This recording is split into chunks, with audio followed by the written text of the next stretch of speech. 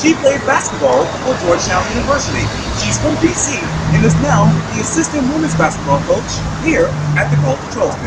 In this edition of Quintin's Close-Ups, I sit down with Coach Adria Crawford.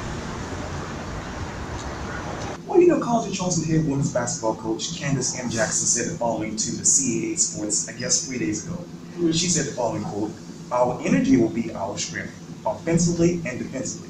And I'm wondering, as we sit here right now, after hearing that, how much energy do you guys have for this season? Well, every single day, Coach Jackson speaks on energy. She has a formation before every practice, which is whether it's a quote, but this week, every word has been effort, and effort turns into energy. You know, the type of effort that you put out on the floor is going to cultivate some type of energy within the team. So I think we're extremely excited.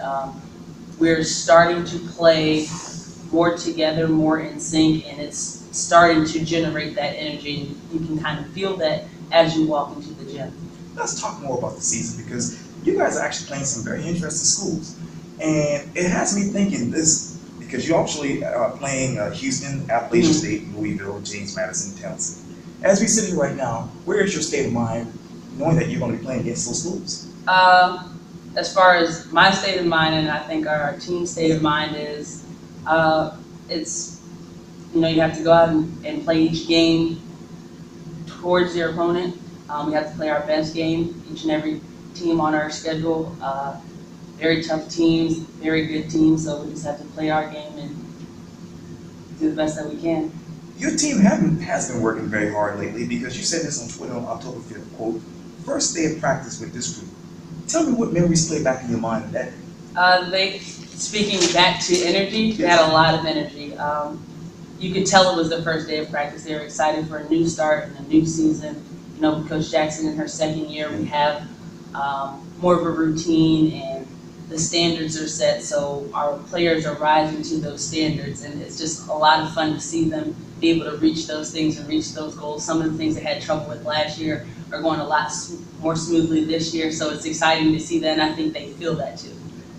Keep on your memory map for me, because you said the following on Twitter on July 2nd.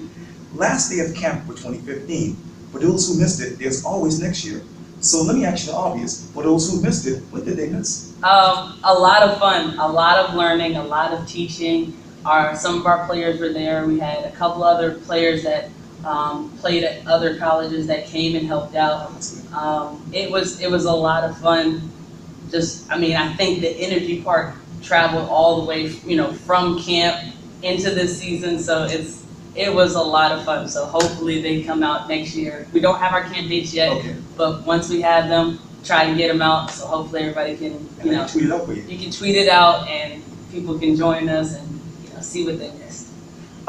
Let's create the scene, and because really we are here at TE Arena, and right around the corner here is Mother Emmanuel AME Church.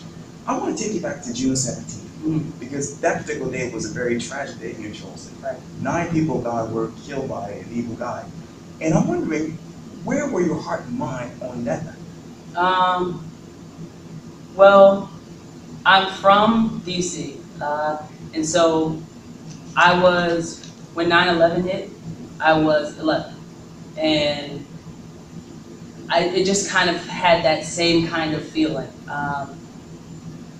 For 9/11, I was in a classroom and everybody was getting called out of class. They weren't saying why people were getting called out of class. And it had that same kind of feeling that how could someone do this? So a lot of sadness and a lot of, just prayers towards those families and to the church, and being able to rebuild, and just praying for the community that we're able to stay together. So just that overall kind of feel deflated when you hear something like that happen. But I think that the community did a good job of staying together and being able to recover and just support and uplift and uphold, the teachings I think that the AME Church would like to have seen. Right. Well, describe to me the following one word: Michaela Hopkins. Michaela Hopkins, she was a pleasure to coach. She's so full of joy. She's an elementary school teacher, which fits her perfectly. Yeah. and it's great. She has such a bubbly attitude and personality. She's always up. Yes. You know, you rarely see Michaela have a bad day. That's good. Coach Candace M. Jackson. Fun. The College of Charleston. Exciting. Georgetown Georgetown University. Love. Alexandria, Virginia. Home. Chick-fil-A lemonade. Delicious. Cassius Crawford. My heart. Adria Crawford. Oh, I can tell you about her, folks. Happy. Yeah. I want to take you back to January 14th. You actually said this on Twitter.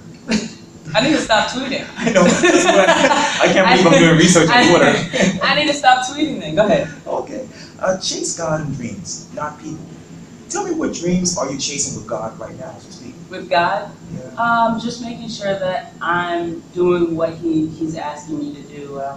Being in the moment and making the most of the moment. And every time I'm doing something, being aware that I'm doing it. And trying to influence people and show, them the right direction, or try to be illuminating. I mean, that's maybe not, we always fall short. Yes. But it's trying my best to, bring joy and bring happiness and just those kind of things.